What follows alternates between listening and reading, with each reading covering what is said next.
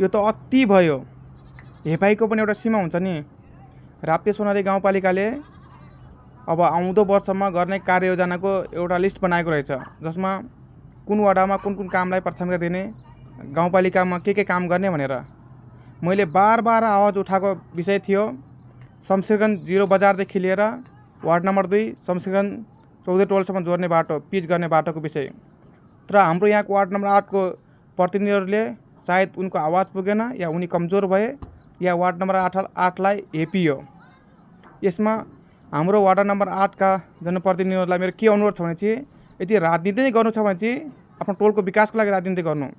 जस्तो आफ्नो टोलमा विकास ल्याउन सकिँदैन, आफ्नो टोलको विकास गर्न सकिँदैन, आफ्नो क्षेत्रको विकास गर्न सकिँदैन भने चाहिँ के को लागि राजनीति गर्नुभएको। यो लिस्टै हेर्नुहोस्, हाम्रो राप्ती सोनारी 8 मा कुनै पनि विकास भएका छैनन्। हुनुपर्ने मेन एउटा बाटो थियो, त्यही बाटोमा पनि गाउँपालिकाको नजर परेन। त्यसैले कुनै पनि विकासको लागि राप्ती सोनारी 8लाई पन्छाइन्छ। यहाँको जनप्रतिनिधि, वार्ड अध्यक्ष, यहाँका नेतावर्गहरू कमजोर भएर हो कि के कारण के हो? सम्पूर्ण जनताले यसको आवाज उठाउनुपर्छ।